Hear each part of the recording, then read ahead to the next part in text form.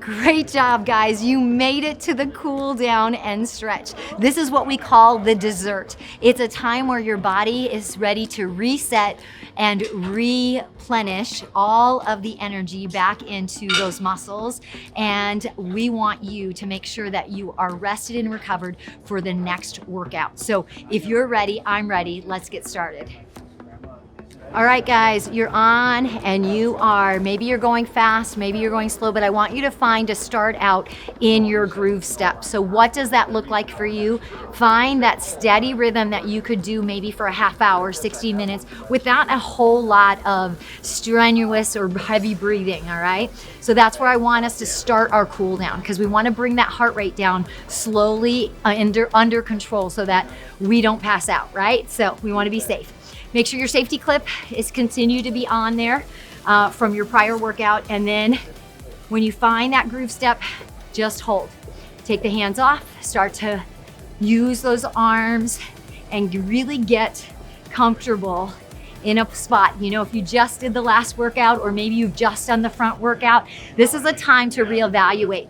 Where's your posture? Maybe do some shoulder rolls up and back, maybe stretch the arms out, maybe do some shoulder circles, keeping that body nice and tall and lifted, and just move through the different joints in our body. So, and then we're gonna hop off and we're gonna do some stretch, nice deep stretches. So shoulder rolls, elbow rolls, just rotating through those joints to really give a great lotion to our joints. And then wrist rolls.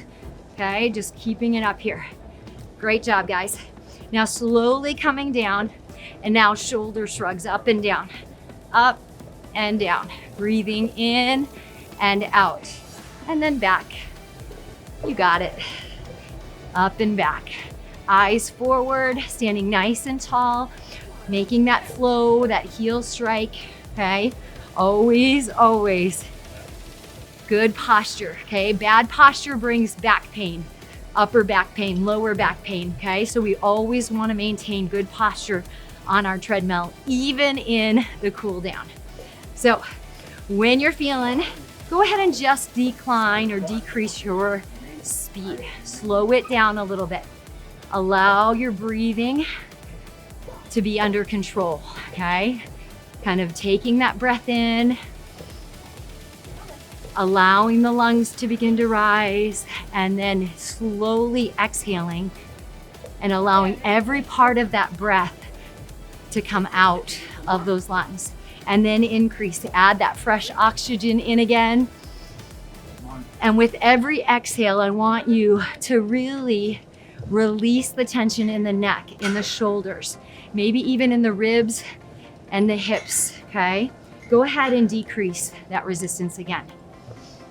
As we're doing this, continually going down and down, taking that breath in and out. Maybe listening to some soft music. We've got that music going. I want you just to find that new pace. All right, and then slowly bringing it down to almost like a crawl, not super fast, okay, not super slow yet, but just enough to keep the legs going 1, 2, 1, 2, softening the knees, slowing the stride, breathing in again, and out. Arms just become to maybe hold the rails to the side, relaxing through the shoulders. And then when you're ready, go ahead and bring that speed all the way to 0. Great job today. Now, you can do that, or you can just simply hit pause or stop. Doesn't matter. Then go ahead and just unclip, and we're gonna come into the back. And you can stretch on your treadmill or you can stretch off your treadmill. It's completely up to you. So what I want you to do first is taking the right leg. I want you just to kick that heel forward, bring the knees together, and slide the hips back. So you're really feeling that hamstring stretching back. A lot of what we do is because we're using the front, which is our quad, and our hamstrings, and then we're gonna stretch out the hip as well.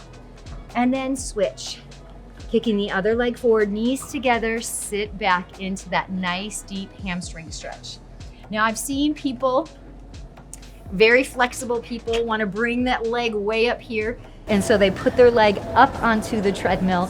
This, however, does the opposite. It'll start to cause back pain and hip pain, so you never want to have it fully extended. So when you're ready, just keep it down and do this on the ground. And then we're gonna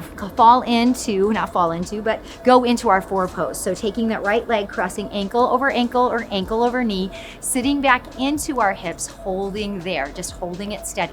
Taking that breath in, and then exhale and see if you can sink into those hip bones. Holding it there. We want it anywhere from 20 to 30 seconds to really get a good deep stretch. You need to hold it so that that muscle begins to release, and that's where that flexibility, mobility come into. Feel free to hold on as well for balance. Sometimes this throws off balance. Go ahead and switch.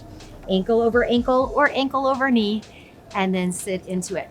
So the reason why we do this type of stretch is because we do that walking is a lot of rhythmic forward motion, right? It's that repetitive motion on the hip. So we want to make sure that that hip not only goes forward and back, but gets stretched to the side as well.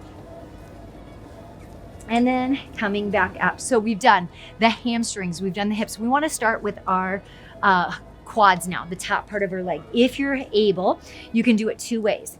Bringing up the heel to your glute, bring your knees together, hip bone forward, and then stretching that front part of the quad. Breathing in. Good, breathing out. Great job. Holding it 20 to 30 seconds. And really bring and kind of press those knees gently together, and you'll start to feel that length of the quad. And then switch. Other side. Bring the knees in, hip bones forward, posture check, balance check. Good job. So hamstrings, opposite of hams, are our quads, which we're stretching now. Stretched out the hips. Calf muscles are gonna be next because we really, really, really need to stretch those calf muscles from those hill climbs, from the sprints. Do a lot of that. All right, come down. All right, we're gonna move on now to our ankles. Give them a little love. So I want you just to rotate through the ankles. That rotation, that mobility is important for those ankles. The ankles do a lot of work that we don't know sometimes. So we're just gonna add some mobility to it. That front back walking, right? Repetitive motion, we wanna take it in a different plane and rotate.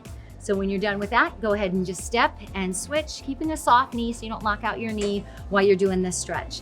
Rotate to the right, rotate to the left, give it a little love. And then when you're ready, we're gonna move on to the next move. All right, now from the calf muscle, we're just gonna hang our heel off of our treadmill. And I want you to push through the heel.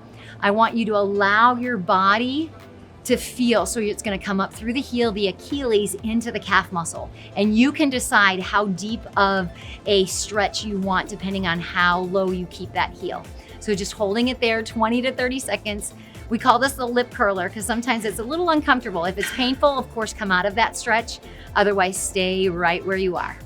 And then when you're ready, step it in and then just switch legs. Go ahead, hang the heel off. Again, you determine how heavy or how deep you want that stretch. I can usually start to feel it through the heel up into, like I said, that Achilles, which doesn't get a lot of blood flow, so it's really hard to stretch that Achilles, and then up into the calf muscle. Good, holding it there just a little bit longer. And then we'll go to that next move, and let's go. The final thing is just to breathe. So when you're ready, I want you to take a deep breath in, and I want you to exhale. Let's do that one more time. Take a deep breath in, open up, breathe, reach, and then exhale. And you are done. Thank you so much for joining us. Feel free, if this is your cool down for the first video, there's several more to do. So continue to move, continue to join me through each of these videos, and we'll see you guys next time on the Virtual Y.